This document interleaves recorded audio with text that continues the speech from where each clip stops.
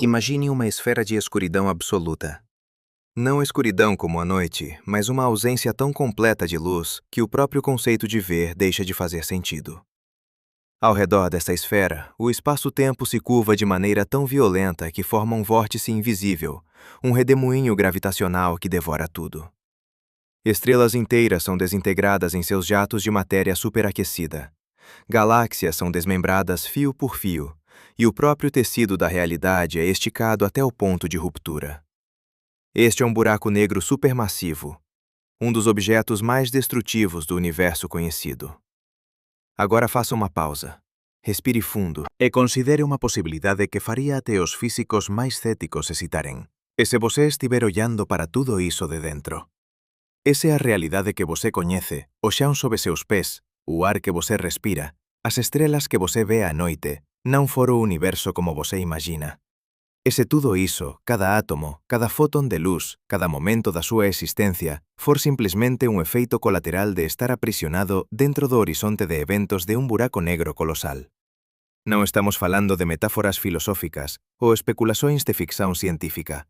Estamos falando de unha hipótese matemática real, proposta por físicos respeitados, apoiada por ecuações das teorías de relatividade geral e mecánica cuántica. E o que torna iso aínda máis perturbador é que o telescopio espacial James Webb, a máquina de observación máis poderosa já construída pela humanidade, comezou a encontrar evidencias que non deberían existir se o noso entendimento convencional do cosmos estiver correto. Pense no lugar onde você está agora. A sala ao seu redor tem paredes, objetos, talvez uma janela por onde entra a luz solar. Esta luz viajou desde o Sol até você em aproximadamente 8 minutos. Fora da sua janela, se você pudesse ver longe o suficiente, estaria a Terra, uma esfera girando no vazio. Expanda ainda mais sua perspectiva. A Terra orbita o Sol junto com outros planetas, asteroides, cometas, formando o Sistema Solar. Este sistema é apenas um ponto insignificante na Via Láctea, nossa galáxia em forma de espiral que contém entre 200 e 400 bilhões de estrelas. A Via Láctea, por sua vez, é apenas uma entre trilhões de galáxias no universo observável. Este é o modelo cosmológico padrão, a imagem que aprendemos desde crianças. Mas há algo profundamente estranho nesta imagem. O universo observável tem um raio de aproximadamente 46 bilhões de anos-luz. Isso significa que a luz mais distante que podemos detectar viaxou por 46 bilhões de anos-luz até chegar aos nosos telescopios, embora o universo teña apenas 13,8 bilhões de anos debido á expansão do espazo. Agora pegue esa medida e calcule o que os físicos chaman de rayo de Schwarzschild, a medida crítica que determina se un obxeto pode ser un buraco negro. O rayo de Schwarzschild depende da masa.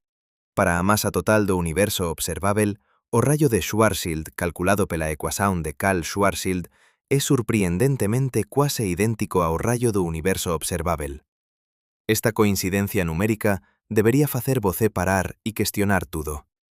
Non é unha aproximación vaga. É unha correspondencia tan precisa que desafía a probabilidade estatística de ser mero acaso. En 2010, o físico Nikodem Poplavsky publicou un artigo en unha das revistas máis respeitadas de física teórica. Poplavsky propós unha idea radical. Noso universo pode ser o interior de un buraco negro que existe en un universo mai de dimensões superiores. De acordo con súas ecuações, cando un buraco negro se forma en un universo parente, a materia que entra non colapsa en unha singularidade infinitamente densa, como pensábamos. En vez diso, ela atravesa unha especie de túnel cuántico e emerxe como un Big Bang en un novo universo fillo. Un universo bebé nascendo dentro do horizonte de eventos. Esta non é pseudociencia. É unha extensão das ecuações de Einstein-Cartan. Unha modificación da relatividade xeral que inclúe a propiedade cuántica do spin das partículas. Cando você adiciona o spin á geometría do espazo-tempo, a singularidade matemática no centro de un buraco negro desaparece e é substituída por unha ponte, unha pasaxe do lado de fora en noso universo parente hipotético. O buraco negro é apenas iso, un buraco negro común. Mas do lado de dentro, para cualquier coisa que atravese o horizonte de eventos, o colapso gravitacional revértese en unha expansão explosiva. O que observamos como o Big Bang, a orixen explosiva de tudo o que existe, a 13,8 bilhões de anos, pode ser simplesmente a outra face de un colapso gravitacional, visto de unha perspectiva diferente. Pense nas implicações. Cada buraco negro que vemos en noso universo, e a millóns deles son a Vía Láctea, pode conter universos inteiros dentro de sí. E noso propio universo pode ser apenas un entre incontáveis outros, todos aniñados como bonecas rusas cósmicas dentro de buracos negros en universos parentes. O buraco negro supermasivo no centro da nosa galaxia pode abrigar civilizações estrelas galaxias en seu interior, todas percebendo o seu propio cosmos como nos percebemos o noso. E así como non podemos ver para fora do noso universo, buraco negro, esas civilizações hipotéticas non poden ver para fora do delas. O horizonte de eventos funciona como un barreira informacional absoluta. A objeción obvia surge inmediatamente. Se estamos dentro de un buraco negro, por que non sentimos a gravidade esmagadora? Por que o tempo non parece estarse aproximando de unha parada como a teoría de Einstein prevé para observadores próximos a buracos negros? A resposta está na geometría interna. Para un observador externo, algo caíndo en un buraco negro parece desacelerar e congelar no horizonte de eventos, levando un tempo infinito para cruzalo. Mas para o obxeto que está caíndo, o propio viajante nada de especial acontece no horizonte. Ele pasa a través sen sentir neñuma fronteira, sen detectar neñuma mudanza dramática. Da mesma forma, se estamos dentro, non perceberíamos as anomalías que un observador externo vería. A gravidade que sentimos, a atrazón que mantén nosos pés no xao, non é a gravidade do buraco negro como un todo. É a gravidade local da Terra, do Sol, das estruturas dentro do universo interno. A métrica do espazo-tempo dentro de un buraco negro non é necesariamente a mesma que a métrica fora dele. As ecuações de Einstein permiten xeometrías internas completamente diferentes das externas, desde que as condições de fronteira no horizonte sexan satisfeitas. Na solución de Poplavsky, a xeometría interna após o rebote cuántico é unha xeometría en expansión con tempo fluindo para frente, exactamente como observamos en noso cosmos. Mas aquí está o problema que manteve esa hipótese como unha curiosidade matemática por máis de unha década. Non había maneira de testala. Se o horizonte de eventos é unha barreira informacional absoluta, como poderíamos detectar evidencias do universo parente? Como poderíamos distinguir un universo normal de un universo buraco negro? A teoría era elegante. Resolvía algúns problemas conceituais sobre singularidades, mas parecía destinada a permanecer no reino da especulación, non testável. Entón o telescopio espacial James Webb foi lanzado. O James Webb non é apenas unha versión mellorada do Hubble. É unha máquina fundamentalmente diferente, proxetada para ver o que nunca foi visto. En cuanto o Hubble observa principalmente luz visível e ultravioleta, o Webb opera no infravermello, detectando o calor residual das primeiras estrelas e galaxias. Seu espello primario ten 6,5 metros de diámetro, comparado aos 2,4 metros do Hubble, dándolle aproximadamente 7 veces máis área colectora de luz. Posicionado a 1.500.000 kilómetros da Terra, no ponto de Lagrange, o Webb olla para atrás no tempo cósmico, vendo galaxias como eran a máis de 13 bilhões de anos. Apenas algunhas centenas de millóns de anos após o Big Bang, e é aquí que as coisas comezan a ficar inquietantes. En xullo de 2022, o Webb liberou súas primeiras imaxes científicas, e quase inmediatamente, os astrónomos comezaron a notar anomalías. Galaxias que non deberían existir. Estruturas que eran grandes demais, maduras demais, organizadas demais para a súa suposta idade. De acordo con o modelo cosmolóxico padrán, as primeiras galaxias após o Big Bang deberían ser pequenas, caóticas, pobres en metais, aínda se formando gradualmente pela fusán de aglomerados menores. Mas o Webb estaba encontrando galaxias masivas ben estruturadas, ricas en elementos pesados, existindo apenas algunhas centenas de millóns de anos após a orixen supostamente coñecida do universo. A galaxia, por exemplo, foi identificada como existindo apenas 300 millóns de anos após o Big Bang. No entanto, súa masa era comparável á Vía Láctea actual, que levou máis de 13 billóns de anos para se formar. Iso non debería ser posível. Non había tempo suficiente no modelo padrán para que tanta materia se condensase, para que tantas xeracións de estrelas vivesen e morresen, para producir os elementos pesados detectados en seus espectros. Era como descubrir un arrañaceo totalmente construído no medio de un terreno baldío, onde você tiña certeza de que apenas o alicerce había sido colocado onten. En agosto de 2022, O astrónomo Alison Kirkpatrick tuitou algo que rapidamente se tornou viral entre a comunidade científica. Estou en pánico. As imaxes do web poden estar mostrando que o universo primitivo tiña galaxias masivas demais, maduras demais, e iso está quebrándome os modelos. Si esas galaxias son confirmadas en súas distancias, entón nada no noso modelo cosmolóxico actual pode explicalas. Ela non estaba sociña. Decenas de artigos comezaron a aparecer todos, expresando variações do mesmo xoque. O modelo a espiña dorsal da cosmoloxía moderna estaba sob ataque non de teóricos radicais, mas de dados observacionais brutos. Algúns físicos comezaron a perguntar se noso reloxo cósmico estivera errado. E se o Big Bang non aconteceu a 13,8 billións de anos, mas moito antes. Mas iso criábase os propios problemas. A idade do universo é calculada a partir da radiación cósmica de fundo en microondas, o eco remanescente do Big Bang, medido con precisión pelo satélite Planck. Alterar a idade significaría reescrever décadas de física cosmolóxica ben establecida. Outros suxeriran que talvez as primeiras galaxias se formaran moito máis rapidamente do que pensábamos, que nosos modelos de formación estelar estaban errados. Mas mesmo os modelos máis agresivos non conseguían explicar a disparidade observada. Entón, en setembro de 2022, unha equipe liderada por Guo Chaoshan publicou descobertas aínda máis perturbadoras. Eles estaban estudando a estrutura en larga escala do universo. A teia cósmica de filamentos de galaxias separadas por vacíos gigantes. Esta estrutura no modelo padrón leva billóns de anos para se formar pela atracción gravitacional lenta e gradual. Mas o web estaba detectando estruturas filamentosas completamente formadas en épocas en que o universo supostamente tiña menos de 1 billón de anos. Era como se o universo tivese pulado a infancia e ido directo para a adolescencia. Aquí é onde a hipótese do universo buraco negro comeza a ofrecer unha explicación alternativa intrigante.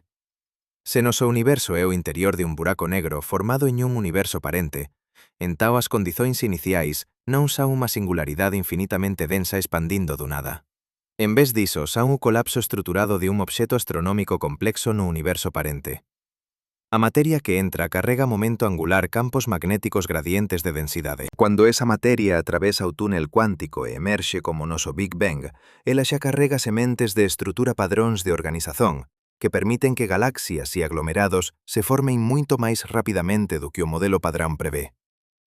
Pense niso como a diferenza entre construir algo do cero versus reorganizar pezas preexistentes. No modelo padrón, o universo comeza como un plasma uniforme, e as galaxias débense formar lentamente a partir de flutuações cuánticas microscópicas ampliadas pela inflación. Mas no modelo de universo buraco negro, o material inicial xa ten complexidade, xa ten hierarquía estrutural herdada do obxeto parente que colapsou. Iso explicaría por que o web está vendo galaxias maduras aparecendo sorprendentemente cedo. Elas non se formaron rápido, elas xa naceron con un avanzo, con condicións iniciais que os modelos convencionais non consideran. Mas a evidencia máis intrigante veio en outubro de 2022, cando unha colaboración internacional anunciou a descoberta de dúas galaxias candidatas con desvíos para o vermello superiores a 16. Desvío para o vermello é a medida de cuánto a luz de un obxeto foi esticada pela expansón do universo. Un desvío para o vermello de 16 significa que estamos vendo esas galaxias como eran cuando o universo tiña aproximadamente 250 millóns de anos. E non eran apenas pontos fracos de luz. Eran galaxias con morfoloxías discerníveis, con populações estelares diferenciadas, con sinais de enriquecimento químico.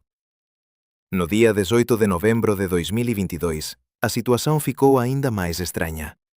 Unha galaxia candidata mostrou un desvío para o vermello fotométrico de aproximadamente 16,7. Se confirmado espectroscópicamente, iso significaría que estamos vendo esa galaxia apenas 180 millóns de anos após o Big Bang. Mas súa luminosidade e estrutura suxeren unha masa estelar de varios billóns de masas solares. No modelo padrón, non había tempo suficiente nin mesmo para as primeiras estrelas se formaren, viveren e morreren, moito menos para billóns de masas solares de estrelas de segunda ou terceira xeración se aglomeraren en unha estrutura galáctica coherente. É importante resaltar que eses resultados aínda están sendo debatidos. Desvíos para o vermello fotométricos poden ser enganosos e confirmación espectroscópica é necesaria. Algúns astrónomos argumentan que poeira interestelar pode estar distorsendo as medições, facendo galaxias próximas pareceren máis distantes. Outros suxeren que núcleos galácticos activos, buracos negros supermasivos no centro de galaxias, poden estar contaminando os dados. Mas mesmo descontando os casos máis extremos, há unha acumulación estatística de galaxias no universo primitivo que son máis masivas, máis estruturadas e máis químicamente evoluídas do que cualquier modelo convencional prevé. E non son apenas as galaxias. O web tamén está detectando anomalías na radiación cósmica de fundo en microondas cando ela é polarizada e mapeada en alta resolución. Há asimetrías en escalas angulares que non deberían estar lá, padróns que suxeren que o universo primitivo non era tan isotrópico e homoxéneo cuanto asumimos. No modelo de universo buraco negro, esas asimetrías poderían ser impresóns digitais do proceso de colapso no universo parente ecos da xeometría do obxeto que nos deu orixen. Considere tamén a constante de Hubble, a taxa de expansión do universo. Há unha tensión famosa entre o valor medido localmente, usando supernovas e cefeidas, e o valor inferido da radiación cósmica de fundo. Esta discrepancia persiste anos e non pode ser facilmente reconciliada. Se estamos dentro de un buraco negro, a métrica de expansión pode ter características adicionais, termos de curvatura herdados do espazo-tempo exterior, que criarían exactamente este tipo de tensión entre medições en diferentes escalas. Entón voltamos á pergunta que neñún modelo cosmolóxico actual responde satisfactoriamente. Por que o universo observável teñe un raio de Schwarzschild tan próximo do seu raio actual? No modelo padrón iso é apenas unha coincidencia bizarra, mas no modelo de universo buraco negro non é coincidencia. É unha consecuencia direta. Estamos dentro porque noso universo literalmente un buraco negro visto de dentro. O horizonte de eventos que nos confina é do noso ponto de vista interno o limite observável do cosmos. E agora o telescopio máis poderoso xa construído está encontrando exactamente o tipo de anomalías que você esperaría se este modelo estivese correcto. Galaxias primitivas que parecen ter comezado con un avanzo. Estruturas en larga escala que se formaron rápido demais. Asimetrías na radiación de fundo que insinúan condicións iniciais máis complexas. Neñuma desas é proba definitiva, mas juntas, elas forman un padrón que non pode ser ignorado. Entón, como testamos iso de forma conclusiva? Como distinguimos entre un universo normal e un universo buraco negro? O próximo desafío é procurar por asignaturas específicas que a teoría prevé. A resposta exixe que entendamos primeiro o que realmente significa testar unha hipótese cosmolóxica. E aquí chegamos a un ponto crucial que moitas veces é mal compreendido, tanto pelo público quanto por algúns cientistas. Testar non significa probar. Testar significa procurar por diferenzas observáveis entre modelos concorrentes. Se dois modelos facen exactamente as mesmas previsões para todos os observáveis posíveis, entón eles non son realmente modelos diferentes. Son apenas descrições matemáticas alternativas da mesma realidade física. Mas se há pelo menos unha previsión que difere, entón temos un teste. E é aquí que a hipótese do universo buraco negro se torna interesante, porque ela faz previsões específicas que o modelo cosmolóxico padrón non faz. Cando dicemos buraco negro, a maioría das persoas imagina automáticamente o buraco negro de Schwarzschild, a solución matemática máis simples das ecuacións de Einstein, descoberta en 1916. Mas ese é un buraco negro idealizado, que non existe na natureza. É un buraco negro perfeitamente esférico, sen rotación, sen carga eléctrica, existindo sociño en un universo vacío. Todo buraco negro real xira. Todo buraco negro real está inmerso en un universo xeio de materia e radiación. E cando você adiciona rotación, a matemática muda completamente. Un buraco negro en rotación é descrito pela métrica de Kerr, descoberta pelo matemático neozelandés Roy Kerr en 1963. E aquí está a diferenza crucial. Un buraco negro de Kerr non ten unha singularidade puntual no centro. Ele ten unha singularidade en forma de anel, e ese anel non é unha barreira impasável. Matematicamente você pode atravesalo. Do outro lado, as ecuacións de Kerr descreven non un fin do espazo-tempo, mas unha continuación dele. Dependendo de como você interpreta as solucións, iso pode ser unha rexión de espazo-tempo con propiedades bizarras, incluindo curvatura negativa e até mesmo curvas temporais fexadas, loops no tempo. Mas cuando Nicodem Poplavsky aplicou a teoría de Einstein-Cartan, que inclui torsión do espazo-tempo debido ao spin cuántico das partículas, esa singularidade en anel deixa de ser unha singularidade. Ela se torna unha garganta, un túnel xeométrico que conecta dois espazos-tempo diferentes. Agora, por que iso importa para noso universo? Porque noso universo non está en repouso. Ele ten momento angular. Sabemos diso porque medimos asimetrías na radiación cósmica de fundo que son consistentes con unha rotación leve do cosmos como un todo. En 2020, unha equipe analizou a quiralidade, a direccionalidade de rotación, de máis de 200.000 galaxias espirais. Eles encontraran unha asimetría estatísticamente significativa. Há máis galaxias irando en unha dirección do que na outra cando dividimos o ceo en hemisferios específicos. Iso non debería acontecer se o universo fose perfeitamente isotrópico.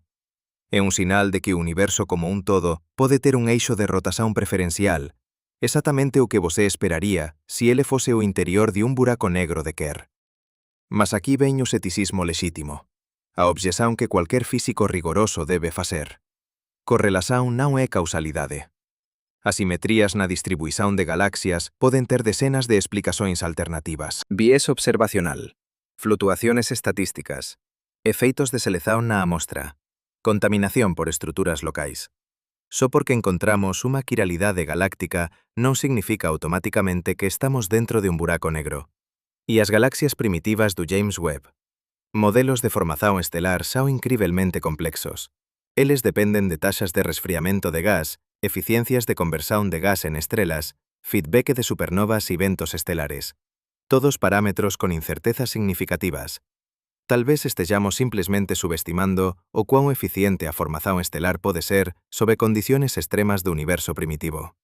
Esta é a posición de moitos astrónomos conservadores e non é unha posición irracional. A ciencia avanza mellor cando mantemos ceticismo saudável. Cuando Carl Sagan dice que afirmacións extraordinarias exixen evidencias extraordinarias, ele non estaba sendo obstrucionista. Él estaba articulando un principio epistemolóxico fundamental. Se vamos descartar décadas de cosmología ben sucedida, precisamos de razóns moito boas. Entón vamos procurar esas razóns. Vamos procurar por unha evidencia que non pode ser facilmente explicada por ajustes en parámetros coñecidos. Unha evidencia que sexa unha asinatura específica, unha impresión digital única do modelo de universo buraco negro. Esa evidencia pode estar nas flutuacións de densidade primordiais, as sementes microscópicas que eventualmente creceron para se tornar galaxias e aglomerados. No modelo padrón de inflación, esas flutuacións son xeradas por flutuacións cuánticas do campo inflatón, o campo hipotético que impulsiona a expansión exponencial do universo primitivo. Esas flutuacións cuánticas son amplificadas pela expansión e congeladas como padrões de densidade no plasma cósmico. A teoría prevé que essas flutuações devem ter um espectro de potência quase invariante em escala, o que significa que a amplitude das flutuações é aproximadamente a mesma em todas as escalas, com um índice espectral muito próximo de 1. As medições do satélite Planck confirmaram isso com precisão extraordinária. O índice espectral medido é 0,965, com margem de erro de apenas 0,4%. Mas aqui está o detalhe sutil que poucos notam. O espectro não é perfeitamente invariante. Há um pequeno desvio, uma inclinação vermelha, o que significa que as flutuações são ligeiramente mais fracas em escalas pequenas do que em escalas grandes. No modelo de inflação padrão, isso é explicado por detalhes do potencial do campo inflaton. Mas no modelo de universo buraco negro, há uma previsão alternativa. Se as flutuações e densidade primordiais são herdadas da estrutura do objeto colapsante no universo parente, então seu espectro deve carregar asinaturas dessa estrutura parental. Especificamente, debería haber características desvíos das predições simples de inflação em escalas relacionadas á geometría do buraco negro parente. Em março de 2023, uma equipe internacional publicou uma análise detallada de dados combinados. Eles procuraram por oscilações acústicas de baryons no espectro de potência da radiação cósmica de fundo, mas em escalas angulares muito menores do que geralmente analisadas. E encontraram algo estranho. Há um excesso de potência em certas escalas angulares que não é previsto pelo modelo padrão. É um sinal fraco, apenas 2,8 sigma acima do ruído não forte o suficiente para clamar descoberta, mas forte o suficiente para ser intrigante. E a escala angular onde ese seso aparece corresponde dentro das marxens de erro ao tamaño que você calcularía para o horizonte de eventos de un buraco negro con a masa do universo observável visto de dentro. Iso é suxestivo, mas non conclusivo. Un desvío de 2,8 sigma pode facilmente ser unha flutuación estatística. En física de partículas, exiximos 5 sigma para declarar unha descoberta. Entón precisamos de máis. E o James Webb pode fornecer iso, mas de unha maneira que ninguén esperaba. En outubro de 2023, o Webb detectou galaxias en un desvío para o vermello de aproximadamente 13,2. Iso non sería notável por si só, pois xa tiñamos encontrado galaxias en desvíos para o vermello similares. Mas esas galaxias en particular tiñan algo bizarro en seus espectros. Elas mostraban liñas de emisión de oxixenio, duplamente ionizado carbono e nitroxenio, en abundancias que implican enriquecimento químico substancial. Eses elementos son producidos apenas no interior de estrelas masivas e expelidos cuando esas estrelas exploden como supernovas. Aquí está o problema. Para ter abundancias químicas tan altas, você precisa de múltiplas xerazones de estrelas. A primeira xeración, chamada de populación 3, é feita apenas de hidroxenio e helio do Big Bang. Esas estrelas viven, morren e enriquecen o medio interestelar con elementos pesados. Entón a segunda xeración, populación 2, se forma con eses elementos. E depois a terceira xeración, populación 1, que inclui noso Sol. Cada ciclo leva tempo. Estrelas masivas viven apenas algúns millóns de anos antes de explodir, mas formar novas estrelas a partir dos destrozos leva decenas de millóns de anos. Você precisa que o gas esfríe, se condense, atinxa densidades críticas. No desvío para o vermello de 13,2, estamos vendo o universo con apenas 420 millóns de anos de idade. Mesmo asumindo formación estelar máxima e eficiente modelos padrón, prevén que deberíamos ver principalmente populación 3 ou populación 2. Inicial, non populación 1, química enriquecida. Mas a máis. En xaneiro de 2024, o astrónomo Tomás Otreu publicou resultados de un programa de observación de lente gravitacional con Webb. Lentes gravitacionais ocorren cuando un obxeto masivo, como un aglomerado de galaxias, curva a luz de obxetos máis distantes atrás dele, amplificando e distorcendo súas imaxens. O Webb usou o aglomerado Abell 2744 como unha lente natural para ver galaxias ultradistantes. E en unha desas galaxias magnificadas con desvío para o vermello de aproximadamente 12,9, eles detectaron non apenas enriquecimento químico, mas estrutura morfolóxica. A galaxia tiña un disco rotativo discernível, brazos espirais incipientes e un bulbo central. Iso é unha morfoloxía de Hubble, a clasificación que usamos para galaxias maduras como a Vía Láctea. No modelo padrón, discos galácticos levan billóns de anos para se formar.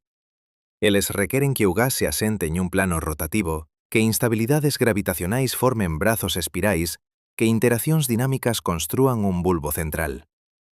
Encontrar esa estrutura apenas 500 millóns de anos após o Big Bang é como encontrar unha secuoia de 80 metros de altura crecendo en solo que foi plantado na semana pasada.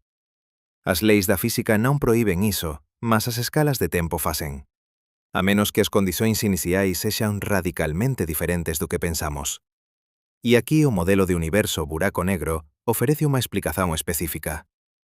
Se nos o Big Bang non foi unha expansón a partir de unha singularidade de densidade infinita, mas sin a emerxencia a través de un túnel cuántico a partir de un buraco negro parente, entón a materia que emerxe xa carrega estrutura hierárquica. Pense no que entra en un buraco negro no universo parente. Non é apenas gas uniforme. É unha estrela ou conjunto de estrelas con estrutura interna con camadas de diferentes densidades e composicións, con momento angular con campos magnéticos. Quando essa matéria estruturada atravessa o túnel de Einstein-Cartan e emerge como nosso universo, ela não começa como um plasma perfeitamente homogêneo. Ela começa com gradientes de densidade pré-existentes, com sementes de estrutura já impressas. Isso não significa que galáxias aparecem instantaneamente. Significa que as escalas de tempo de formação são drasticamente reduzidas, porque o processo não começa do zero. É a diferença entre cristalizar um líquido puro, onde você precisa esperar pela nucleação espontânea de um cristal, versus cristalizar um líquido com sementes de cristal já presentes. As sementes aceleram o processo por ordens de magnitude. Se as condições iniciais do nosso universo incluíram sementes estruturais herdadas do colapso parental, então galáxias maduras em 500 milhões de anos não são apenas possíveis, são esperadas. Mas mesmo aceitando essa explicação, há um problema que não pode ser ignorado. Se galáxias se formaram tão rapidamente, onde estão os buracos negros supermasivos no centro delas? Toda galáxia masiva que coñecemos ten un buraco negro supermasivo en seu núcleo. A Vía Láctea ten Sagittarius A, estrela con 4 millóns de masas solares. A galaxia elíptica xigante M87 ten un buraco negro de 6,5 billóns de masas solares. Há unha relación observacional chamada relación entre a masa do buraco negro central e a dispersión de velocidade das estrelas no balche galáctico. Esa relación suxere que buracos negros supermasivos e súas galaxias hospedeiras coevolúen, crecen xuntos ao longo do tempo cósmico. Se galaxias primitivas están lá, seus buracos negros tamén deberían estar. E o web debería detectalos como cuasares núcleos galácticos activos, brillantes, alimentados pela acreción de materia en buracos negros supermasivos. E de facto detecta. En febreiro de 2024, unha equipe liderada por Roberto Maiolino anunció a descoberta de un buraco negro activo con masa de aproximadamente 1.600.000 masas solares en unha galaxia con desvío para o vermello de 10,6.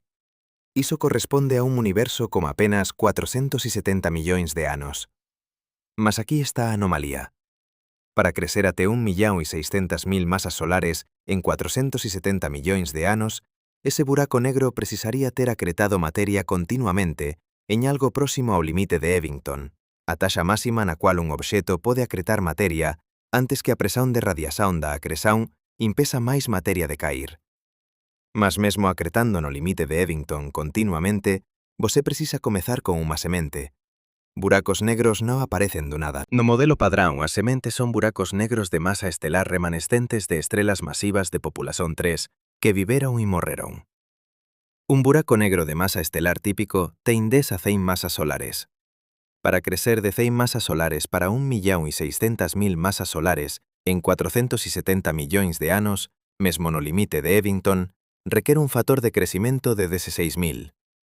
O tempo de duplicación de Eddington, o tempo que leva para un buraco negro dobrar súa masa, acretando no limite de Eddington, é aproximadamente 45 millóns de anos.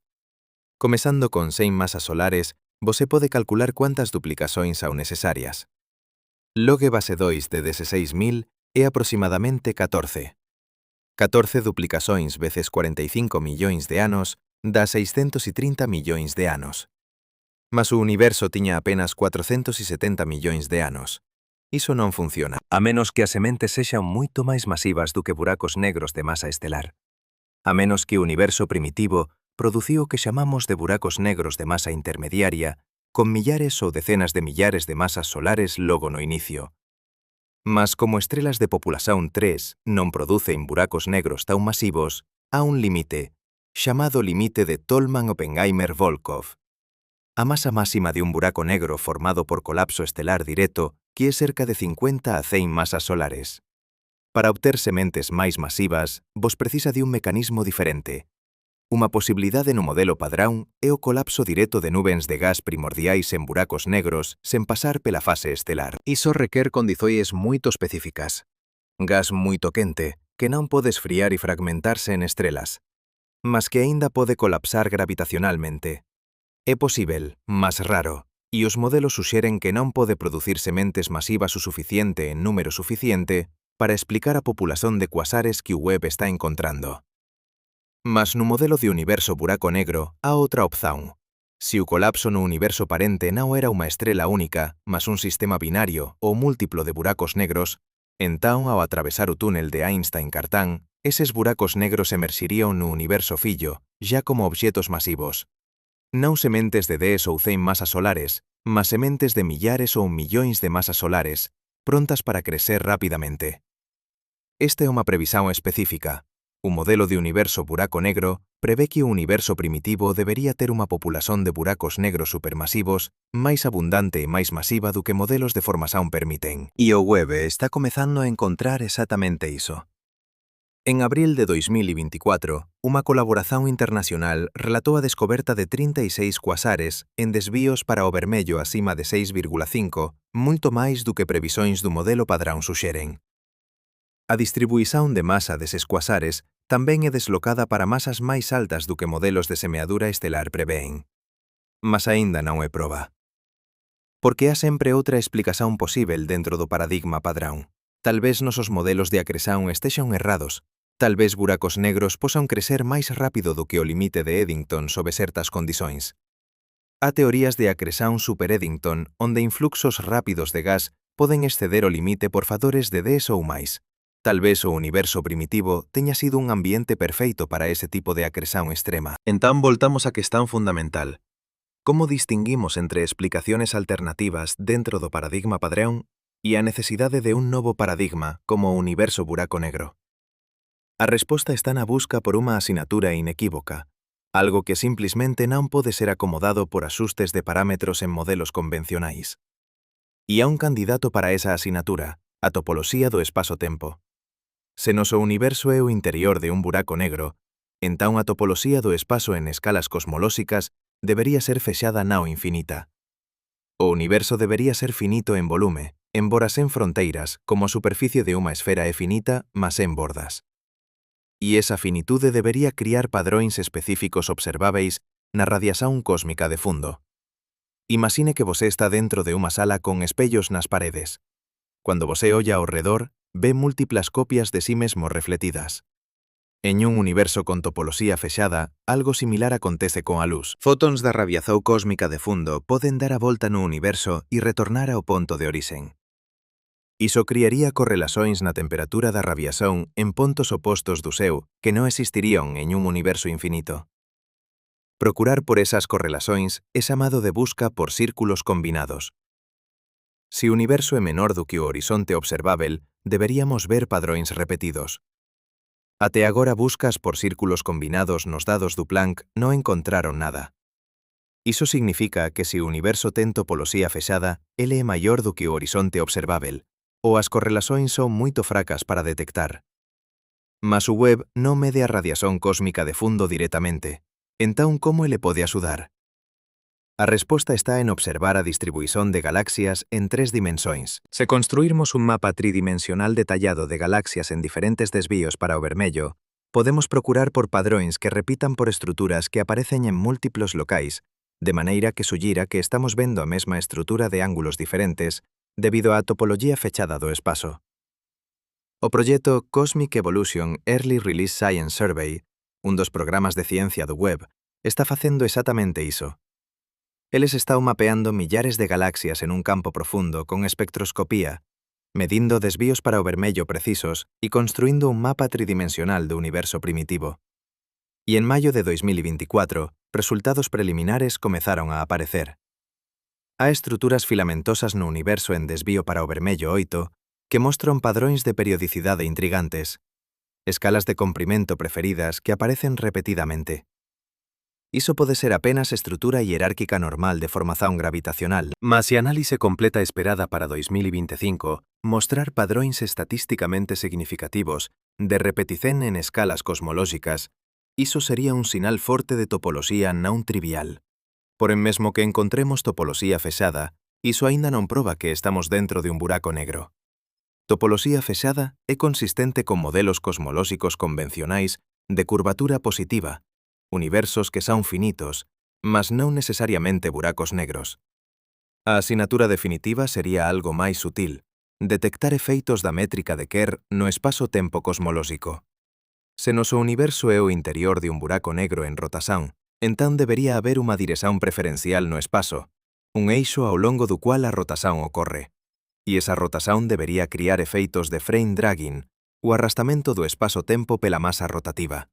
Frame dragging é un efeito previsto pela relatividade xeral que foi confirmado experimentalmente pela misión Gravity Probe B en 2011. Un giroscopio en órbita ao redor da Terra experimenta unha precesión, porque a rotación da Terra arrasta o espazo-tempo ao seu redor. Se o universo inteiro está rotacionando dentro de un buraco negro de Kerr, entón debería haber un frame dragging cosmolóxico. un torque no espazo-tempo que afectaría o comportamento de obxetos astrofísicos en larga escala. Especificamente, os eixos de rotación de galaxias deberían mostrar aliñamento preferencial con o eixo de rotación cósmico. E aquí voltamos ao estudo sobre quiralidade galáctica. Non apenas a asimetría na dirección de rotación de galaxias espirais, mas cuando vosé divide o SEO en hemisferios diferentes, a forza da asimetría varía de maneira consistente con un único eixo de rotación cósmico. Iso é exactamente o que frame dragging cosmolóxico prevé. Mas, novamente, correlación non é causalidade. A asimetría pode ser un artefato de como galaxias se forman en filamentos cósmicos que teen súas propias orientações preferenciais. Entón chegamos a un ponto crucial. Nenhuma evidencia isolada é conclusiva. Mas cando você olla para o padrón completo para o acúmulo de anomalías, unha imaxe coherente comeza a emerxir. Galaxias masivas demais, maduras demais. Buracos negros supermasivos, grandes demais, numerosos demais. Quiralidade galáctica, periodicidade en estruturas filamentosas. Tensión na constante de Hubble. Desvíos no espectro de potencia primordial. Coincidencia numérica entre o rayo de Schwarzschild e o rayo observável. Cada unha desas anomalías individualmente pode ser explicada por axustes ou extensões do modelo padrón. Mas todas elas xuntas forman un padrón que aponta na mesma dirección. Condicións iniciais que non son unha singularidade homoxénea, mas unha estrutura herdada de un colapso parental. E aquí é onde o ceticismo saudável exixe que fazamos a pergunta difícil. Se o modelo de universo buraco negro explica esas anomalías, o que ele non explica? Quais previsões se le faz que son falsificáveis? Porque unha teoría que explica tudo, mas non pode ser testada, non é ciencia, é filosofía. Entón, o que o modelo de universo buraco negro non proba, mesmo se todas esas evidencias foren confirmadas? Primeiro, ele non proba que o universo parente existe. Tudo que observamos está confinado dentro do noso horizonte de eventos, si é que estamos dentro de un. Non podemos enviar sondas a través do horizonte para verificar o que está fora. Non podemos receber sinais de fora. O horizonte de eventos é unha barreira informacional absoluta. Entón, mesmo que todas as previsións matemáticas do modelo sexan confirmadas, o universo parente permanece inaccesível e, por tanto, non directamente verificável. É como viver en unha illa isolada sen comunicación con o continente. Você pode inferir que o continente existe por pistas indirectas, mas nunca pode visitalo. Segundo, o modelo non resolve o problema da orixen última. Mesmo que noso universo sexa o interior de un buraco negro en un universo parente, ese universo parente teve que vir de algún lugar. Ese universo parente tamén é o interior de un buraco negro en un universo avó. E así por diante. Você apenas empurrou a questão da orixen primeira para cima na hierarquía. Eventualmente, você precisa de un universo primordial que non nasceu de un buraco negro, que comezou de alguma outra maneira. O modelo de universo buraco negro non elimina a necesidade de unha cosmogonía fundamental, unha teoría da orixen absoluta. Ele apenas multiplica os níveis de realidade. Terceiro, o modelo non explica a constante cosmolóxica, a enerxía escura que está acelerando a expansón do noso universo. No modelo padrón, a enerxía escura é representada pela letra grega lambda, unha densidade de enerxía constante do vacuo que preense todo o espazo. Súa orixen é un dos maiores misterios da física. No modelo de universo buraco negro, você aínda precisa explicar por que o vacuo cuántico dentro do buraco negro ten esa densidade de enerxía específica. Algúns teóricos suxeriron que a enerxía escura podería ser un efeito da curvatura do espazo-tempo herdada do buraco negro parente. Mas esa é unha especulación sen cálculos detallados aínda. Cuarto e talvez o máis importante, o modelo non resolve o problema da medición en mecánica cuántica. A questão de como e por que o colapso da función de onda ocorre transformando superposicións cuánticas en estados clásicos definidos permanece tan misteriosa no interior de un buraco negro cuanto fora dele. Algúns físicos propuseron que a seleción natural cosmolóxica, onde universos que producen máis buracos negros ten máis descendentes, podería explicar os valores das constantes fundamentais, mas iso non resolve o problema cuántico fundamental de como a realidade clásica emerxe da nebulosidade cuántica. Entón, o que temos? Unha hipótese matemáticamente consistente que ofrece explicaciones intrigantes para múltiplas anomalías observacionales, mas que non resolve todos os misterios da cosmoloxía, e que ten aspectos que son intrínsecamente non testáveis. Iso a torna inútil? Non, a torna fascinante. Absolutamente, a torna probada. De xeito neñún. E é aquí que a honestidade científica exixe que tracemos unha liña clara entre o que sabemos, o que sospeitamos e o que meramente especulamos. O que sabemos con certeza. O telescopio James Webb está encontrando galaxias no universo primitivo que desafían modelos convencionais de formación. Iso é fato observacional, non interpretación. O que sospeitamos, con base en evidencias crescentes. As condiciones iniciais do universo poden ter sido máis complexas, máis estruturadas, do que o modelo de inflación padrón asume. Iso é unha hipótese científica testável. O que especulamos con base en matemática provocativa más evidencia incompleta. Noso universo pode ser o interior de un buraco negro en un cosmos maior. Iso é posibilidade intrigante, non conclusión establecida. E agora con esa clareza sobre o que sabemos e o que non sabemos, podemos facer a pergunta que realmente importa. Se as próximas observacións do James Webb, se os futuros telescopios aínda máis poderosos, se os experimentos de ondas gravitacionais de próxima xeración continuaren encontrando anomalías consistentes co modelo de universo buraco negro, en que punto a evidencia acumulada se torna forte o suficiente para mudarnos a imaxen da realidade. Cuando a especulación provisoria se transforma en teoría científica aceita. E o que esa transformación significaría non apenas para a cosmoloxía, mas para noso propio senso de lugar no cosmos. E a resposta para esa pregunta pode ser máis desconcertante do que cualquier anomalía observacional. Porque a historia da ciencia nos ensina algo perturbador. Ás veces, os propios criadores de unha teoría son os últimos a acreditar en súas implicacións máis radicais. Albert Einstein pasou décadas tentando refutar a existencia de buracos negros, mesmo que eles fosen solucións matemáticas perfeitamente válidas de súas propias ecuacións de campo. Ele publicou un artigo en 1939, argumentando que buracos negros non poderían se formar na natureza, porque a presión da radiación sempre impediría o colapso completo. Ele estaba errado. 30 anos depois, observacións de cuasares e de Cygnus C-Sum forzaron a comunidade científica a aceitar que buracos negros non apenas existen, mas son abundantes no cosmos. O propio Stephen Hawking, que revolucionounos a comprensión de buracos negros, inicialmente rexeitou a idea de que a información podería ser perdida dentro deles, criando o famoso paradoxo da información do buraco negro. Ele pasou décadas argumentando contra as súas propias descobertas sobre radiación Hawking, até finalmente en 2004 admitir en unha conferencia pública que tiña estado errado. A información non é destruída, ela é codificada na radiación de maneira extremamente complexa.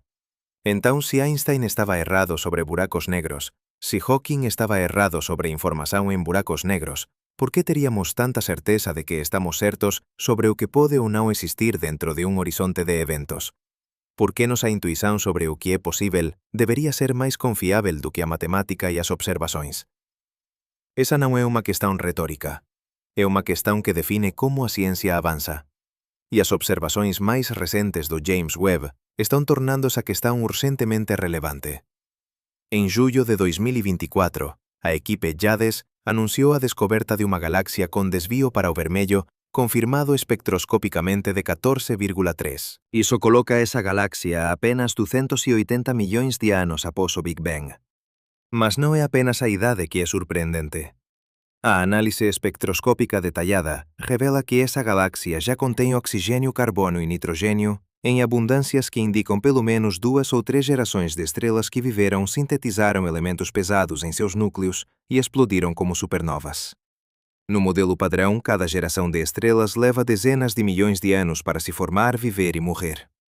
Então, 300 milhões de anos após o Big Bang, você deveria ter, na melhor das hipóteses, apenas a primeira geração de estrelas, as chamadas estrelas de população 3, compostas apenas de hidrogênio e hélio. Mas JADES GSZ 14.0 mostra um espectro de emissão rico em metais termo, que os astrônomos usam para qualquer elemento mais pesado que o hélio. Como isso é possível?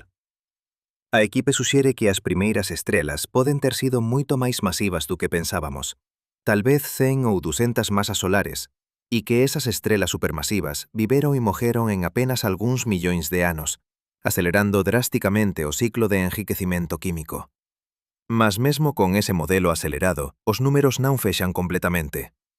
há unha lacuna entre o que a física estelar convencional permite e o que estamos observando.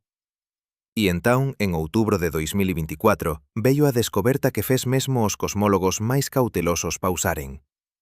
Unha colaboración liderada por Sandro Takela anunciou a detección de un aglomerado de galaxias en desvío para o vermello 8,5. Aglomerados de galaxias son as maiores estruturas gravitacionalmente ligadas no universo, contendo centenas ou millares de galaxias mantidas xuntas por súa gravidade mutua. No modelo Lambda CDM, aglomerados de galaxias levan billóns de anos para se formar. Primeiro, pequenas flutuacións de densidade crecen pela gravidade. Entón, materia escura se condensa en halos. Entón, galaxias se forman dentro deses halos. Entón, ao longo de éons cósmicos, esas galaxias migran e se aglomeran en estruturas maiores. Un aglomerado totalmente formado no universo, en desvío para o vermello 8,5. Cando o cosmos tiña apenas 650 millóns de anos, simplesmente non debería existir. Non había tempo suficiente. É como encontrar unha metrópole florescente, con arrañaceus metros e infraestrutura complexa, en un terreno onde a fundación foi supostamente colocada apenas 6 meses atrás. A tensión entre teoría e observación atinxiu un ponto crítico, e aquí é onde a hipótese do universo buraco negro ofrece unha solución que, embora radical, é matematicamente coherente. Se o noso Big Bang foi o produto do colapso de materia a través de un horizonte de eventos en un universo parente, entón a materia que emerxiu xa carregaba a estrutura hierárquica. Non comezamos con un plasma perfeitamente homoxéneo, pontillado por flutuacións cuánticas microscópicas. Comezamos con densidade e gradientes de presión, herdados do obxeto parente que colapsou. Imagine o colapso de unha estrela masiva en un buraco negro. A estrela ten camadas, un núcleo denso, un envelope, unha atmosfera. Ela ten rotación, campos magnéticos, composición química variada de camada a camada. Cuando ela colapsa, a través do seu propio raio de Schwarzschild, toda esa complexidade non desaparece. Ela é comprimida, transformada, mas persiste de alguma forma. Agora imagine que a través de tunelamento cuántico, esa complexidade emerxe como as condicións iniciais de un novo universo. Ese novo universo non precisa pasar billóns de anos construindo estrutura do cero. Ele herda un modelo, un plano, que acelera drásticamente a formación de galaxias e aglomerados. Iso non é ciencia establecida, é especulación informada por matemática, mas é unha especulación que faz previsóns testáveis. Se esa hipótese estiver correta, entón debemos esperar encontrar máis e máis estruturas antigas e maduras conforme o James Webb continúa observando. E é exactamente iso que está acontecendo. Cada novo ciclo de observacións tras máis galaxias de alto desvío para o vermello, máis aglomerados primitivos, máis evidencias de que o universo xoven non era o lugar simples e primitivo que imaginábamos. Mas aquí chegamos a unha bifurcación filosófica crucial. Vamos supor, apenas como experimento mental, que todas as previsóns do modelo de universo buraco negro sexan confirmadas. Vamos supor que detectamos quiralidade galáctica consistente con frame dragging cosmolóxico. Vamos supor que encontramos topoloxía fechada do espazo. Vamos supor que a distribuición de estruturas en larga escala mostra exactamente os padróns que a heranza de condicións iniciais complexas prevé. Mesmo nese escenario ideal, o que realmente probamos que vivemos dentro de un buraco negro, non exactamente. Probamos que noso universo exhibe propiedades matemáticas consistentes con o interior de un buraco negro. Mas aquí está o problema do ponto de vista matemático. Non há diferenza observável entre estar dentro de un buraco negro e estar en un universo de curvatura positiva que é topolóxicamente fechado. As ecuacións de Einstein son locais. Elas descreven como o espazo-tempo curva en resposta a materia e enerxía. Elas non teñen un rótulo que dis este espazo-tempo é un buraco negro versus este espazo-tempo é un universo convencional. A distinción entre un buraco negro e un universo é unha cuestión de condicións de contorno, de contexto global, non de física local. Pense niso asín. Imagine que você está dentro de unha sala perfeitamente vedada, sen janelas. Alguén lle dis que a sala está dentro de un submarino nas profundezas do océano. Outra persoa dis que a sala está dentro de unha espasonave en órbita. Como você decide quen está certo sen sair da sala? Você pode facer medições dentro da sala. Você pode medir a gravidade, verificar se há aceleración, analizar o ar. Mas todas esas medições son consistentes con ambas as posibilidades. A única maneira de saber con certeza é sair e ollar ao redor. Mas se você está dentro de un horizonte de eventos, sair non é unha opción. Entón a questão de se vivemos dentro de un buraco negro pode ser fundamentalmente indecidível a partir de dentro do sistema. É unha pregunta que a física pode formular matematicamente, mas que a natureza da realidade pode nos impedir de responder empíricamente. E aquí encontramos un dos limites máis profundos da ciencia. Há preguntas que podemos facer mas non responder. Há verdades sobre a realidade que poden existir, mas que permanecen para sempre alén do alcance da verificación experimental. Iso non significa que esas preguntas sexan sen sentido. Significa que elas pertencen a un territorio limítrofe entre física e filosofía, onde a matemática aínda nos guía, mas a observación nos abandona. Nicodem Poplasky, o físico que máis desenvolveu a matemática do modelo de universo buraco negro, coloca iso claramente en seus artigos. El escreve que mesmo se o modelo estiver correto, o universo parente permanece causalmente desconectado de nós. Neñún sinal pode atravesar un horizonte de eventos de dentro para fora. Neñuma sonda pode escapar. Por tanto, o universo parente é real en un sentido matemático, mas inobservável en un sentido físico. Ele existe na estrutura da solución das ecuações, mas non no dominio do que podemos medir. Algúns físicos consideran iso unha falla fatal da hipótese. Se unha teoría prevé algo que é en principio imposível de observar, entón ela non é ciencia, é metafísica. Karl Popper argumentou que a marca da ciencia é a falsificabilidade. A capacidade de unha teoría facer previsões que, se erradas, proban que a teoría está errada. Se o universo parente é inobservável, entón a previsión de súa existencia non é falsificável. Por tanto, non é científica. Mas outros físicos, incluindo algúns moito respeitados, argumentan que esa visão de ciencia é excesivamente restritiva. A teoría das cordas, por exemplo, prevé dimensões extras que poden estar sempre alén do alcance da observación directa. Iso a torna non científica. A interpretación de moitos mundos da mecánica cuántica prevé universos paralelos que nunca interaxen con un oso. Iso a torna non científica. Se aceitarmos que unha teoría pode ser científica, mesmo que algunhas de súas previsões sexan inobserváveis, desde que outras previsões sexan testáveis, entón o modelo de universo buraco negro se cualifica. Ele prevé quiralidade galáctica testável. Ele prevé padrões específicos na formación de estruturas testáveis. Ele prevé desvíos na radiación cósmica de fundo testáveis. O fato de que ele tamén prevé un universo parente e inobservável non invalida esas outras previsões testáveis. Mas mesmo aceitando ese argumento, permanece unha questão máis profunda. Compreendo perfeitamente no que vocês están pensando neste momento. Vocês están pensando, tudo iso parece moito conveniente. Unha teoría que explica anomalías observacionais, mas coloca a explicación fundamental en un reino que nunca podemos acesar. Como iso é diferente de invocar un deus dos intervalos, unha forza misteriosa que preenxe as lacunas en noso coñecimento, mas que sempre recúa cando tentamos examinala de perto. É unha preocupación lexítima, e é unha que a comunidade científica levanta sempre que hipóteses radicais son propostas. A historia da ciencia está repleta de ideas que parecían explicar fenómenos, mas que eran apenas placeholders para nosa ignorancia. O flogisto explicaba a combustão, até entendermos oxidación. O éter luminífero explicaba a propagación da luz, até entendermos que ondas electromagnéticas non precisan de un meio. Os epiciclos explicaban un movimento planetario, até Kepler e Newton mostraren unha solución máis simples. Entón, como distinguimos entre unha hipótese científica genuína e unha pseudociencia sofisticada? A diferenza crucial é esta. Unha hipótese científica, mesmo que radical, faz previsións específicas e cuantitativas, que poden en principio ser verificadas ou refutadas por observacións futuras. Ela non apenas explica dados existentes, ela prevé novos fenómenos que aínda non observamos. E cando esas previsións son testadas, a teoría arrisca ser falsificada. Pseudociencia, por outro lado, é vaga.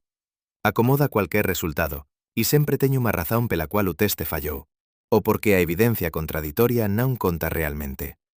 Entón, pelo padrón da ciencia rigorosa, onde o modelo de universo buraco negro se encaixa, ele faz previsións específicas, SIM. Quiralidade galáctica con un eixo preferencial, padrões de periodicidade en estruturas filamentosas consistentes con topoloxía fechada. Exceso de estrutura no universo primitivo debido a condicións iniciais complexas.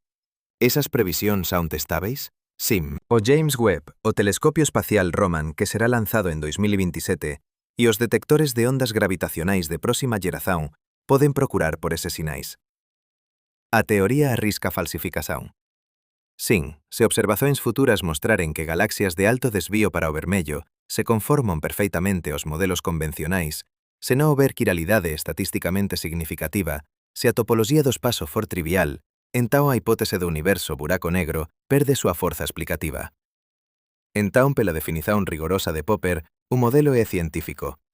Mas aínda há algo desconfortável sobre ele, tal vez esa implicación de que há camadas de realidade fundamentalmente fora do noso alcance. Tal vez esa ideia de que noso universo inteiro é apenas un objeto dentro de un cosmos maior que nunca poderemos observar.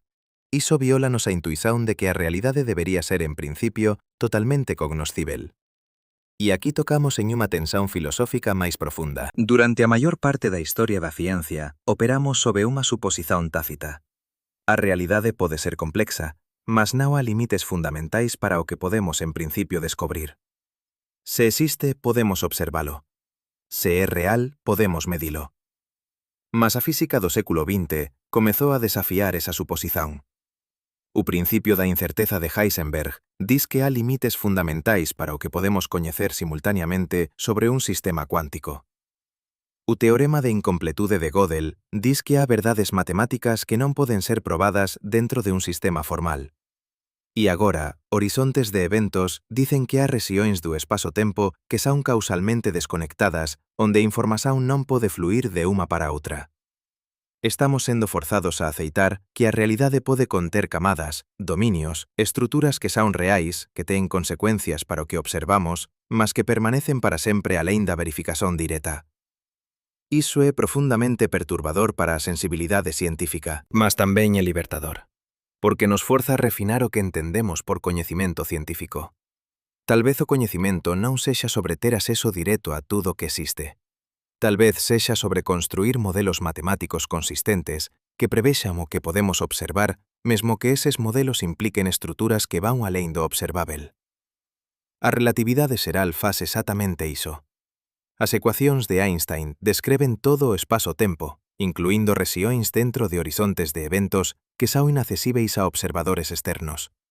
Non descartamos esas solucións como non científicas só porque non podemos enviar unha sonda para verificalas directamente. Aceitamos que elas son consecuencias válidas da teoría desde que a teoría como un todo sexa testável e ben sucedida en súas previsións observáveis. Entón, se aplicarmos o mesmo padrón ao modelo de universo buraco negro, ele se cualifica. Mas aquí está a questão que deberíanos manter acordados a noite. Se noso universo é o interior de un buraco negro, e se ese buraco negro existe en un universo parente, e se ese universo parente tamén pode conter inúmeros outros buracos negros, cada un potencialmente abrigando seu propio universo.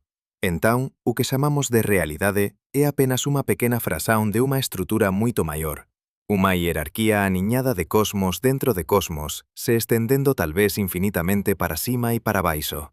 E se iso for verdade, entón quase tudo que existe está para sempre alén do noso alcance. Os 13,8 billións de anos-luz do universo observável, con súas centenas de billións de galaxias, cada unha contendo centenas de billións de estrelas, toda esa vastidão inimaginável sería apenas unha frasón infinitesimal da realidade total. Sería como descobrir que o océano que você achou que era todo o mundo é apenas unha gota en un océano aínda maior, que por súa vez é unha gota en outro océano, e así por diante, sen fin. Quantos níveis de realidade poderían existir nesa hierarquía? A matemática non nos dá un limite. Se cada buraco negro pode xerar un universo, e cada universo pode conter buracos negros que xeran máis universos, entón o número de níveis podería ser infinito. Lee Smolin, en súa hipótese de selección natural cosmolóxica, explora exactamente esa posibilidade. Ele argumenta que universos que producen máis buracos negros teñen máis descendentes, e ao longo de vastas escalas de tempo cosmolóxico, iso podería levar a unha selección evolutiva de leis físicas que favorecen a formación de buracos negros. É unha idea sedutora, mas tamén profundamente especulativa. Non há maneira de testar se universos realmente evolúen desa maneira. Non há maneira de observar universos parentes ou fillos. Estamos limitados ao noso único universo, nosa única bolla de espazo-tempo. E talvez iso sexa o ponto crucial. Talvez a lição máis profunda que estamos aprendendo non sexa sobre buracos negros ou cosmoloxía, mas sobre os limites inherentes do coñecimento. Há horizontes non apenas no espazo, mas na propia cognición. Há perguntas que podemos formular, mas non responder. Verdades que poden existir, mas que permanecen inacesíveis. E tudo ben. Porque a ciencia nunca foi sobre coñecer tudo. Foi sobre coñecer o máximo que podemos, con a honestidade de admitir onde noso coñecimento termina e onde a incerteza comeza. Mas aquí está algo que raramente admitimos en voz alta. Talvez a razón pela cual esa hipótese nos perturba tanto non sexa porque ela é cientificamente dubidosa, Talvez sexa porque ela nos forza a confrontar algo que preferimos evitar. O fato de que você agora mesmo, sentado onde está, pode estar vivendo dentro de unha prisón cosmolóxica da cual nunca poderá escapar. Un horizonte de eventos tan vasto que parece infinito, mas que aínda así confina você e tudo que você ama en unha bolla finita de espazo-tempo. Pense niso. Neste exato momento, enquanto você respira, enquanto seu corazón bate, você está potencialmente preso dentro de unha estrutura que se formou quando unha estrela masiva en outro universo colapsou a bilhões de anos. Cada átomo do seu corpo, cada pensamento na sua mente, cada memoria que você valoriza, tudo isso existe dentro de um buraco negro. E não há saída. Nunca haverá. Não porque não temos a tecnologia, mas porque as leis da física simplesmente não permitem. O horizonte de eventos não é uma barreira física que você pode atravessar com propulsão suficiente. É uma fronteira causal, um ponto sem retorno no próprio tecido do espaço-tempo. E agora considere o que iso significa para o conceito de liberdade. Nós humanos valorizamos profundamente a ideia de que podemos, pelo menos en principio, ir a cualquier lugar. Podemos non ter os medios para viaxar para Andrómeda hoxe, mas non a lei da física que diga que é imposível. É apenas técnicamente difícil. Mas se estamos dentro de un buraco negro, entón há lugares que existen que son reais, mas que son fundamentalmente inaccesíveis. Non difíceis de alcanzar, imposíveis. O universo parente non está distante, está en outra categoría de existencia. Esa é unha forma de prisón que nunca enfrentamos antes. Non é unha prisón de paredes ou guardas, é unha prisón de xeometría de curvatura do espazo-tempo. E a ironía é que esa prisón parece infinita de dentro. Você pode viaxar en cualquier dirección por bilhões de anos luz e nunca encontrar un límite. Mas aínda así, matemáticamente você está confinado. Agora en 2023, un experimento fascinante comezou a explorar as implicacións filosóficas diso. Na Universidade de Princeton, a física teórica Netta Engelhardt propós un experimento mental. Se noso universo é o interior de un buraco negro, entón a información sobre o universo parente debe estar codificada de alguma forma na estrutura do noso espazo-tempo. Mas onde? Ela argumenta que, de acordo con o principio holográfico, toda a información contida en un volume de espazo pode ser codificada en súa superficie bidimensional. Se noso universo tridimensional é o interior de un buraco negro, entón toda a información sobre ele, incluindo súa orixe no universo parente, debería estar codificada no horizonte de eventos na superficie bidimensional que nos confina. Mas aquí está o problema. Nos estamos dentro do horizonte, non podemos observalo de fora. Entón, como poderíamos accesar esa información codificada? Engelhardt suxere que poderíamos procurar por padróns na radiación cósmica de fundo en microondas. Se a radiación de fundo é un eco do Big Bang, e se o Big Bang foi o momento en que emerximos a través de un túnel cuántico do universo parente, entón debería haber unha impresión digital sutil, unha estrutura na radiación que carrega información sobre as condicións do lado de fora. É unha idea incrivelmente especulativa, e até agora non encontramos neñún padrón claro nos dados do Planck que suxira iso. Mas o próximo satélite de medición da radiación cósmica de fundo, o LightBird, será lanzado en 2008, con sensibilidade moito maior. Se houber unha estrutura holográfica sutil na radiación, ele pode detectala. Mas mesmo que encontremos esa estrutura, o que ela nos diría? Ela confirmaría que viemos de outro universo. Non necesariamente. Pode ser apenas un padrón na inflación primordial. Pode ser un artefato de física que aínda non compreendemos. A interpretación sempre será ambigua porque non temos acceso directo ao universo parente para comparación. E iso nos leva de volta a questão máis profunda. O que realmente constitúe coñecimento científico cando o obxeto de estudo é fundamentalmente inaccesível? Se podemos construir modelos matemáticos consistentes, facer previsóns testáveis sobre fenómenos observáveis, mas nunca verificar directamente as premisas fundamentais do modelo, iso aínda é ciencia. A historia da cosmoloxía suxere que sin. Nos nunca vimos o Big Bang acontecer. Nos nunca visitamos o universo primitivo. Tudo que temos son fótons antigos, ondas gravitacionais, núcleos de elementos leves formados nos primeiros minutos. E a partir desas pistas indiretas, reconstruímos unha historia de 14 billións de anos. Aceitamos que esa reconstrución é científica porque faz previsóns que podemos testar e que repetidamente se confirman. O modelo de universo buraco negro pede que demos un paso adicional. Que aceitemos que há aspectos da realidad que son reais, que teñen consecuencias, mas que permanecen para sempre inferidos, nunca directamente observados. E tal vez iso non sexa tan radical cuanto parece. Afinal, você nunca viu directamente un elétron. Você viu trazos en cámaras de bollas padróns de interferencia en experimentos de dupla fenda, mas nunca o obxeto en sí. E aínda asín, você aceita que elétrons son reais porque o modelo que os inclui funciona extraordinariamente ben. Entón tal vez a questão non sexa se o universo parente é real, mas se o conceito de un universo parente é útil. Ele organiza nosas observacións de maneira coherente. Ele faz previsóns que outros modelos non facen. Ele abre novas avenidas de investigación. E aquí é onde a honestidade científica nos obriga a facer unha pausa.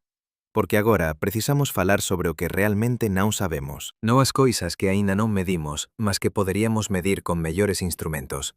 Mas as coisas que poden ser en principio incognoscíveis. Primeiro non sabemos se a matemática que usamos para descrever o interior de buracos negros está correta. A relatividade xeral prevé singularidades, pontos de densidade infinita onde as ecuacións quebran.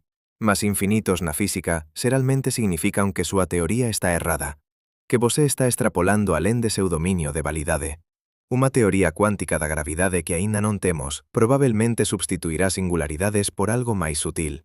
E cando iso acontecer, toda a estrutura do que acontece dentro de un buraco negro pode mudar. Segundo, non sabemos se o espazo-tempo é realmente continuo ou se é discreto en escalas de Planck. Se o espazo-tempo for feito de unidades mínimas, píxeles de realidade menores que 10 elevado a menos 35 metros, entón conceitos como horizonte de eventos poden precisar ser radicalmente revistos. Pode non haber unha superficie suave separando dentro de fora, mas sin unha transición cuántica confusa, onde as nozóns de dentro e fora perden significado. Terceiro, non sabemos se o tempo é fundamental ou emerxente. Algúns modelos de gravidade cuántica, como a teoría da gravidade cuántica en loop, suxeren que o tempo non é unha dimensión fundamental, mas algo que emerxe de procesos cuánticos máis profundos. Se o tempo é emerxente, entón a noción de un universo nascendo de un buraco negro, que presupón unha secuencia temporal causal, pode ser unha ilusión de perspectiva. Cuarto, non sabemos se a consciencia humana teña algunha relación fundamental coa mecánica cuántica e a estrutura do espazo-tempo. Algúns físicos, como Roger Penrose, argumentan que a consciencia pode estar ligada a procesos cuánticos de colapso da función de onda no cérebro. Se iso for verdade, entón a propia existencia de observadores conscientes dentro de un buraco negro pode ter implicacións físicas que aínda non compreendemos. Pode haber un sentido en que o universo non está apenas dentro de un buraco negro, mas está ciente de estar dentro de un buraco negro, e esa consciencia pode ter efeitos de retroalimentación na estrutura do espazo-tempo. Quinto, non sabemos se existen outras dimensóns alén das 4 que experimentamos.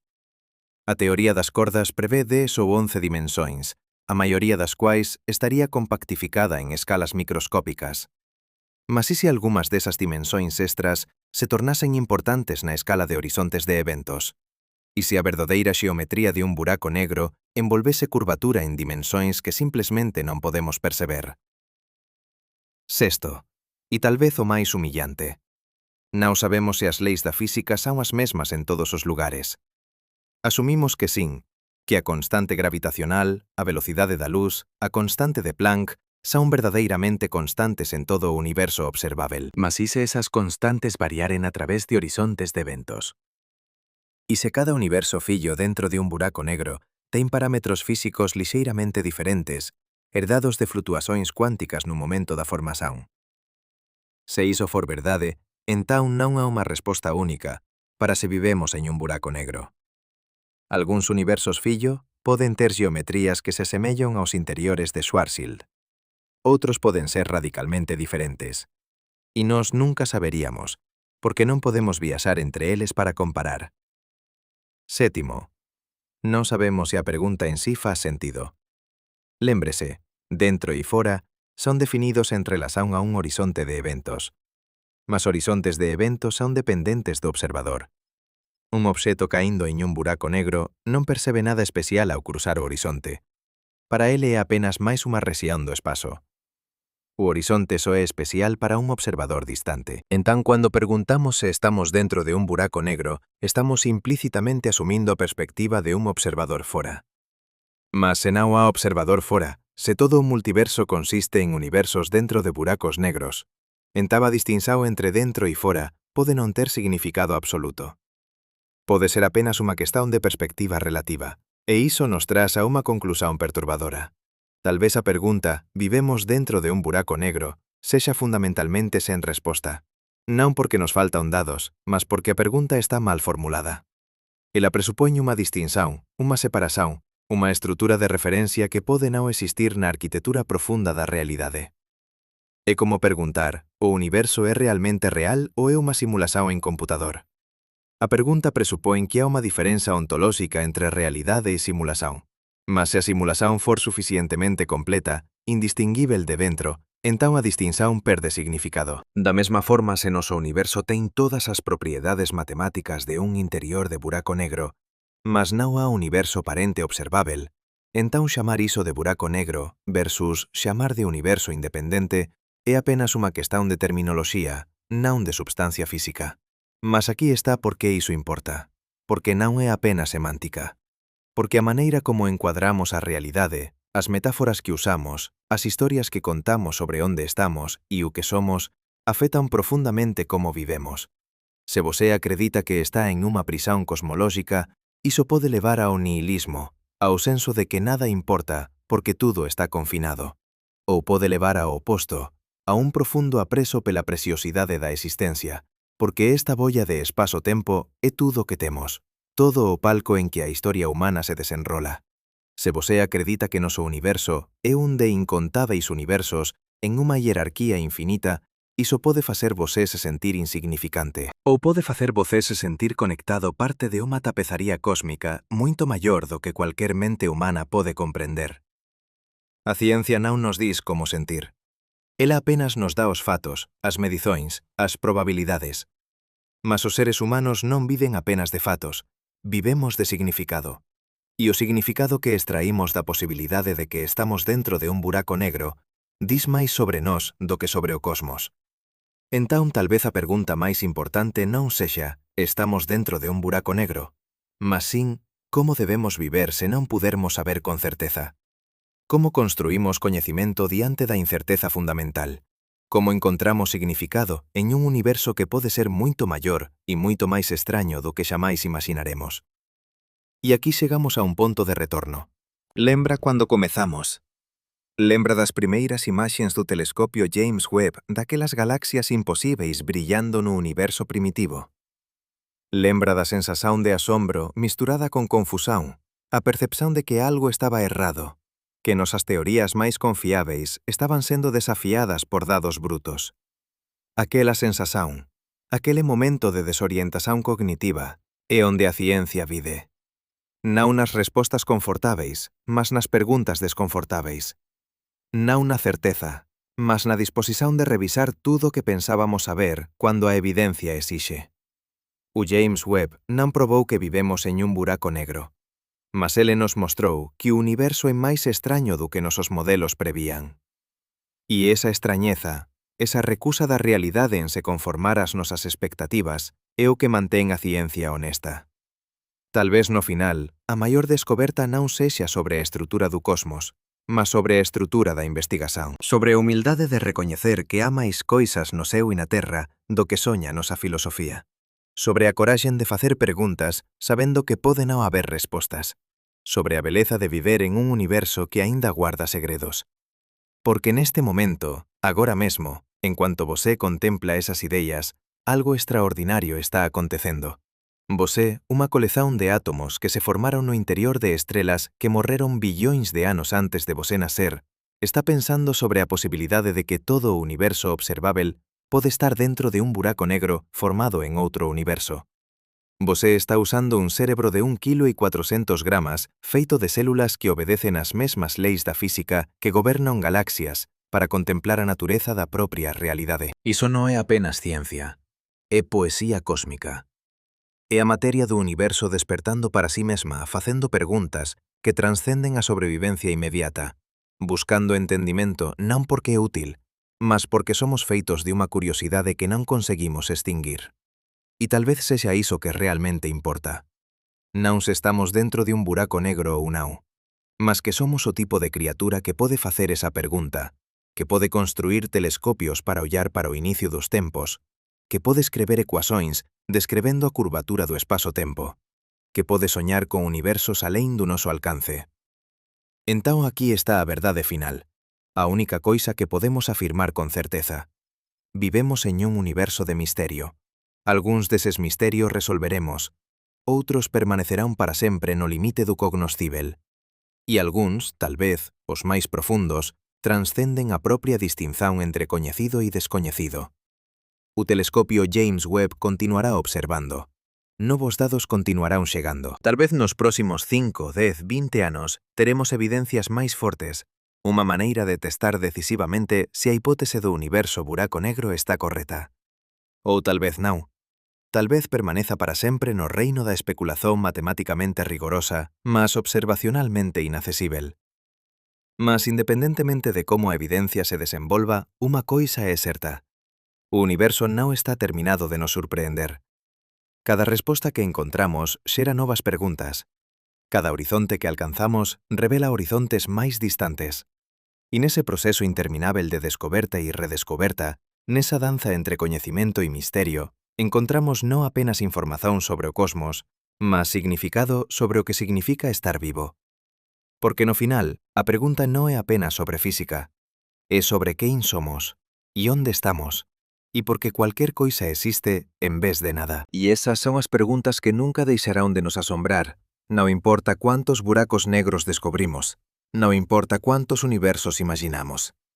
Porque somos feitos de estrelas que morreron, e estamos vivos en un cosmos que pode nos confinar, mas nunca pode limitarnos a capacidade de nos maravillar. E tal vez esa seja a única resposta que realmente importa.